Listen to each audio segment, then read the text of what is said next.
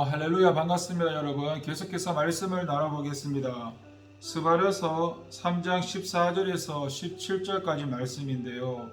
시온에 따라 노래할지어다, 이스라엘아 기쁘게 부를지어다, 예루살렘 따라 전심으로 기뻐하며 즐거워할지어다. 여호와가 내 형벌을 제거하였고 내 원수를 쫓아냈으며 이스라엘의 왕 여호와가 내 가운데 계시니 내가 다시는 화를 당할까 두려워하지 아니할 것이라. 그날에 사람이 예루살렘에 이르기를 두려워하지 말라. 시온아 내 소원을 늘어뜨리지 말라. 너의 하나님 여호와가 너의 가운데 계시니 그는 구원을 베푸실 전능자시라.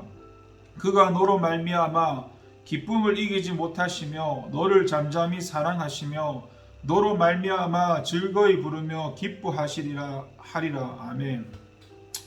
여러분, 구원받은 성도는 하나님으로 말미암아서 어떠한 상황에서든지 기뻐할 수 있습니다. 14절과 15절의 중심으로 보시면 14절에서 먼저 시온에 따라 노래할지어다, 이스라엘아 기쁘게 부를지어다, 예루살렘에 따라 전심으로 기뻐하며 즐거워할지어라고 말씀합니다. 여기서 시온의 딸, 이스라엘, 예루살렘의 딸은 같은 동격으로서 모두 선민 이스라엘을 가리킵니다. 그러나 이들은 이 육적 이스라엘에 국한되지 않고 더 나아가서 아직 완전한 구원에 이르지는 않았으나 이미 구원의 반열에 들어 그 구원이 확정된 자들인 영적 이스라엘을 의미합니다. 결국 본절은 우리 성도들을 향해서 기뻐할 것을 요구하는 말씀이라고 할 수 있습니다. 그래서 선지자는 여기서 성도들을 향해서 기뻐하고 즐거워할 것을 거듭 권하고 있는데요. 특별히 선지자는 노래할지어다, 기쁘게 부를지어다, 전심으로 기뻐하며 즐거워할지어다라고 이렇게 삼중적 점증적 표현으로 이 성도들의 기쁨과 즐거움이 지속적이고 더욱 커져야 한다는 것을 강조하고 있습니다. 그러면 선지자가 이처럼 성도들에게 전심으로 즐거워하며 기뻐하라고 하는 그렇게 요구하는 이유는 무엇일까요? 그것이 15절에서 그 이유를 이렇게 제시합니다. 여호와가 내 형벌을 제거하였고 내 원수를 쫓아냈으며 이스라엘 왕 여호와가 내 가운데 계시니 내가 다시는 화를 당할까 두려워하지 아니할 것이라. 이 말씀에서 밝히고 있듯이 성도들이 기뻐하고 즐거워해야 할 궁극적인 이유는 다시 화를 당하지 않을 것이기 때문입니다. 여기서 화라는 것이 물론 성도들이 세상에서 당하는 일반적인 시련이나 환난을 의미하지 않고 결정적인 재앙, 곧 멸망을 의미합니다. 이는 물론 성도들이 이 세상에서 어떤 환난도 어떤 시련도 겪지 않을 것임을 의미하는 것은 아닙니다. 성도들이라 하여도 세상에서 여러 가지 그런 난관에 부딪히게 마련이고 악하고 불의하며 거짓된 세상 가운데 그렇게 거룩한 삶, 선하고 의롭고 진실된 삶을 살려면은 하나님과 상관없는 삶을 사는 이들보다 더 큰 시련과 고난에 직면할 수도 있습니다. 그러나 장차 우리는 이 모든 시련과 고난을 물리치고 우리 가운데 계신 하나님의 완전한 보호로 말미암아서 결코 화를 당하지 않을 자리에 이를 것입니다. 악한 세상이 주는 시련과 핍박, 고난을 다 이기고 결국 승리자로 우뚝 설 것입니다. 이러한 확신이 있기에 선지자는 시온의 딸, 곧 하나님의 백성들에게 노래하면서 기쁘게 부르며 전심으로 기뻐하며 즐거워하라고 권하는 겁니다. 이 신약 성경을 보면요, 이와 같은 유사한 권면을 이 신약 성도들, 교회를 향해서 주고 있는데 바로 기쁨의 서신이라고 불리는 그런 바울 사도가 기록했던 빌립보서입니다. 이것이 빌립보서가 전체 4장으로 비교적 짧은 성경인 그 빌립보서에는 기쁨과 관련된 표현이나 권면이 무려 11회나 제시되는데요. 이처럼 기쁨을 권면하는 것을 보면 당시 사도 바울이나 빌립보 교회가 대단히 편안하거나 안락한 상황에 처한 것으로 짐작할 수 있을 것입니다. 그러나 그 사실 바울 사도이든 그 빌립보 교회이든 당시 결코 평안이나 안락함과는 거리가 먼 상황에 처해 있었습니다. 그 빌립보서는 우리가 알 수 있듯이 옥중서신으로 분류되는 책입니다. 당시 이 바울 사도는 그 고난 중에 있었고 또 빌립보 교회 역시도 상황은 결코 다르지 않았습니다. 또 이 서신의 내용 중에는 거기 빌립보서에 보면 대적하는 자, 그리고 고난, 싸움 이런 등의 표현들이 나오는데 이는 그들이 고난 중에 있음을 알 수 있습니다. 또 이단들 내지는 교회의 분쟁을 초래하는 자들, 그리고 세속적인 삶을 추구하는 자들이 존재했음을 나타내는 그 단어 중에 개들, 행악하는 자들, 그리스도의 십자가의 원수로 행하는 자들 이렇게 표현이 나옵니다. 발신자인 그 바울 사도나 수신자인 그 빌립보 교회나 현실적으로 보면 너무나도 공고하고 크나큰 어려움에 처해 있다고 할 수 있습니다. 그래도 바울 사도가 기뻐하라고 무수히 권면하는 것은 오로지 한 가지 때문입니다. 바로 그 해답은 예수 그리스도에 있습니다. 앞서서 빌립보서에서 기쁨과 관련된 표현이 무려 11회나 나온다고 하였는데 동일하게도 그 빌립보서에는 주 안에서 그리스도 안에서 그리스도로 말미암아라는 표현이 또 11회가 사용되었습니다. 현실은 공고하고 어렵고 크나큰 시련이 계속되고 이 대적들이 계속 존재하고 있다 해도 그들 가운데 승리자가 되시고 승리를 주실 분, 평강과 기쁨을 주실 분이 그리스도께 계시기 때문에 그들은 기뻐하고 또 기뻐할 수 있었던 것입니다. 여러분, 오늘 우리들도 역시 마찬가지로 우리 역시도 세상에서 시련과 환난을 당합니다. 그러나 우리에게 승리를 약속하신 하나님, 그 승리를 확실히 이루실 하나님, 궁극적인 그 형벌에서 우리를 자유케 하신 예수 그리스도, 우리의 심령에 그런 공포와 불안이 아닌 평안을 주신 성령님께서 우리 가운데 계시기 때문에 우리는 하나님으로 말미암아서 기뻐할 수 있습니다. 하나님으로 말미암아 우리에게 찾아오는 시련과 환난은 우리가 장차 누릴 영광, 하나님이 주실 승리를 향해 나아가는 바로 그런 믿음의 눈으로 바라봄으로써 그 모든 것들에 당당히 맞서고 그 모든 시련과 어려움에 기뻐할 수 있는 것입니다. 저와 여러분은 이처럼 크고 확실한 기쁨을 누리면서 어떤 어려움이 닥친다 해도 감사하고 찬송하고 그렇게 살아가시기를 소망합니다. 그리고 하나님께서는 구원을 이루시고 그 구원을 이루어 가시는데 우리와 함께 우리 안에서 구원의 역사를 이루어 가십니다.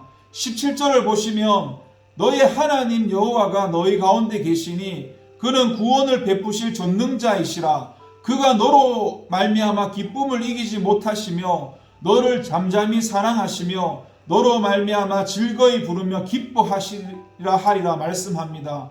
이러한 본문의 말씀은 우리에게도 너무도 익숙한 말씀으로 우리에게 감격적이고 은혜로운 내용이 아니라 그렇게 은혜로운 내용이라 할 수 있습니다. 여기서 먼저 본절 상반절을 중심해서 생각해 보자면 먼저 소두를 보면 하나님은 너의 하나님 여호와라고称합니다.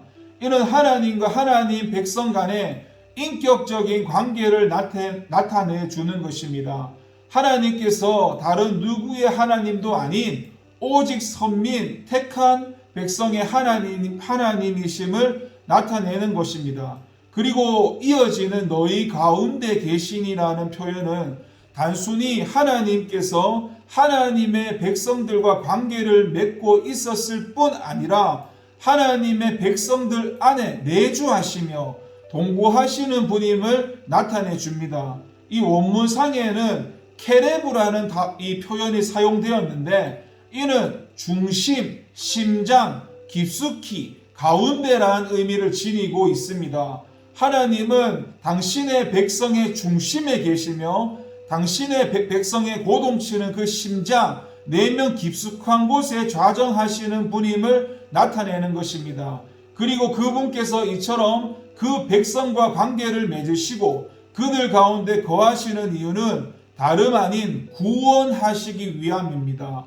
이러한 본문의 말씀은 하나님의 구원 역사의 중요한 특징, 그 구원하심이 얼마나 은혜롭고 참된 것인가를 일깨워 줍니다. 성경이 말씀하는 이러한 구원의 방식은 종교들이나 세속적인 종교와 비교해 볼 때 이게 현격한 대조를 형성하는 것입니다. 이방 종교의 가르침을 살펴보면 그들 역시도 나름의 구원에 대해서 말을 합니다. 그러나 이방 종교들이 가르치는 구원이란 인간이 신이 되는 것, 신의 경지에 이르는 것, 신적 깨달음에 이르며 신적 완전함을 갖추는 것이라 할 수 있는데, 이를 인하여 이방 종교는 소위 자력 종교라고 말합니다. 이러한 가르침에 의하면 죄인들이나 악인들이나 허물과 오류로 가득한 자는 구원의 경지에 결단코 이르지 못한다 합니다. 그리고 그들이 말하는 신들은 죄 많은 세상에서 사는 사람들과 거리를 두고 존재할 수밖에 없습니다. 그러나 성경이 증거하는 하나님의 구원은 인간이 하나님께 이르러 구원받는 것이 아니라 하나님께서 인간에게 내려가서 찾아오셔서 구원하시는 것임을 가르치고 있습니다. 하나님은 하늘 위에 계셔서 우리에게 당신께 이르도록 요구하시는 분이 아니라 당신의 백성들 가운데 내려오시며 그들과 함께 하셔서 그들을 당신의 전능하신 능력으로 구원하시는 분입니다. 오늘 말씀 또한 그렇지만 성경 곳곳에서는 이를 여러 가지 증거로 가르쳐 주고 있습니다. 여러분, 성경을 보면 이러한 하나님의 구원 역사에 대해서 생생하게 묘사하고 있습니다. 하나님께서 당신의 백성들 가운데 구원을 이루신 대표적인 신뢰를 둔다면 구약에서는 바로 당신이 택한 구원자 모세를 보내서 이스라엘을 애굽에서 건져낸 것을 들 수 있습니다. 그러나 여러분, 하나님께서는 모세만 보내시고 당신께서는 하늘에서 팔짱을 끼고 이를 지켜보시기만 하셨습니까? 그렇지가 않습니다. 하나님은 모세를 보내시기 전에 애굽 사람에게 압제받는 자기 백성들의 고통을 보시고 그 부르짖음을 들으셨습니다. 그리고 그로 말미암아 모세에게 내가 내려가서 그들을 애굽인들의 손에서 건져낼 것이라고 말씀하셨습니다. 무슨 말일까요? 하나님께서 친히 애굽 사람들의 고통받는 그 선민들 가운데 거하시면서 그들 가운데서 구원을 이루시겠다는 말씀입니다. 그러해서 하나님은 모세와 더불어 그 당신의 권능과 위엄을 드러내시고 이스라엘을 친히 인도해 내셨으며 애굽에서 나온 이스라엘 가운데 친히 임재하심을 이스라엘을 인도하는 그런 구름 기둥과 불 기둥으로 나타내 보이셨고, 이를 출애굽기 본문은 여호와께서 그들 앞에서 가시매라고 표현하였습니다. 이러한 하나님의 구원 역사는 신약 시대를 여신 예수 그리스도의 사역을 통해서 더욱 분명하게 드러납니다. 여러분, 그분은 다름 아닌 하나님 아들이시며 하나님 자신이십니다. 하나님께서 친히 자기 백성들을 구원하시고자 그들 가운데 거하시며 세상 누구도 가까이 하지 않는 그런 문둥병자나 그런 창기, 세리, 죄인들에게도 복음을 전해서 구원에 이르게 하셨습니다. 또 그분은 친히 십자가에 그 몸을 내어주시기까지 하심으로 죄 많고 허물 많고 수치와 저주의 영벌에서 우리를 친히 구원해 내신 것입니다. 여러분, 우리는 그 누구든 상관없이 우리 스스로 구원에 이를 수 없습니다. 우리 스스로 온전해지거나 의로워질 수 없습니다. 우리의 형편이 그러하기에 우리 스스로는 어떻게 해도 구원에 이를 수 없습니다. 그런 우리가 구원의 소망을 가질 수 있는 것은 오직 우리의 하나님이 되시고 우리 가운데 친히 찾아오셔서 우리를 구원하신 전능하신 하나님으로 말미암아 그렇습니다. 여러분, 이처럼 은혜롭고 확실한 구원 진리를 굳게 붙잡고 지금도 우리를 구원의 길로 인도하시며 구원의 역사를 주도적으로 이루시는 능하신 그런 하나님만을 한결같이 신뢰하시기를 바랍니다. 여러분, 하나님이 우리를 구원하신 이유는 사랑을 인함이며 그리고 기쁨을 인함입니다. 다시 한번 17절을 보시면 지금 앞선 상반절과 관련해서 우리는 하나님께서 당신의 백성들 가운데 오셔서 구원을 베푸셨다는 사실을 살펴보았는데요. 이제 이에 이어지는 하반절을 보면 그가 너로 말미암아 기쁨을 이기지 못하시며 너를 잠잠히 사랑하시며 너로 말미암아 즐거이 부르며 기뻐하시라고 말씀합니다. 이러한 본문이 하나님께서 선민을 구원하시고 회복케 하신 이후에 어떻게 행하실지 나타낸 것이라고 할 수 있는데요.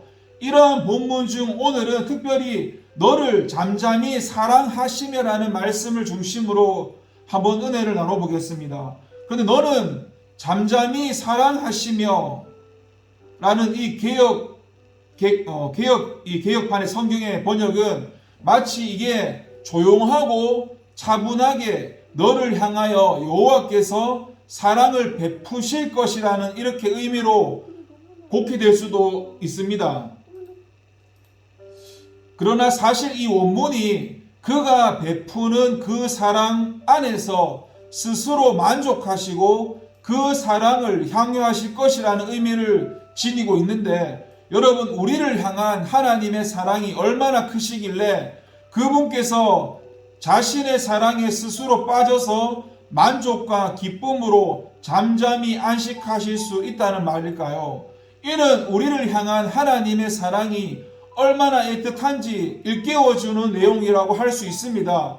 이를 앞선 하나님의 구원과 관련해서 정리해보자면 하나님께서 그 백성을 구원하신 것은 바로 그 백성을 기뻐하셨기 때문이며 그 백성을 사랑하셨기 때문임을 나타낸 것이라고 할 수 있습니다. 하나님은 기쁨을 인해서 사랑을 인해서 자기 백성을 구원하신 것임을 나타낸 것이라고 할 수 있습니다.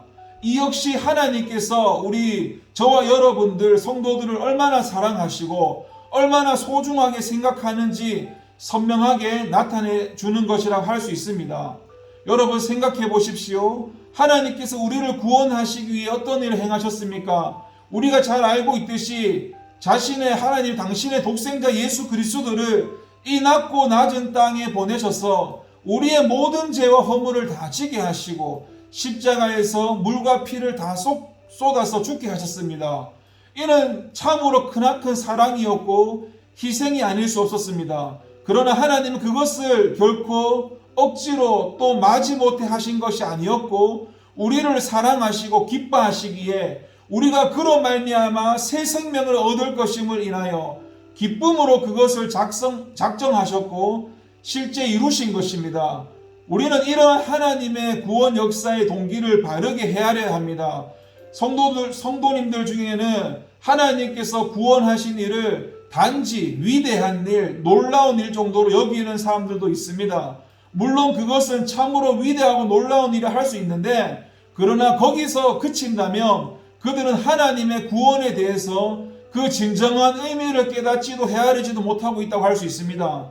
하나님은 다른 어떤 이유보다 그것이 기뻐서 그 일을 행하셨습니다.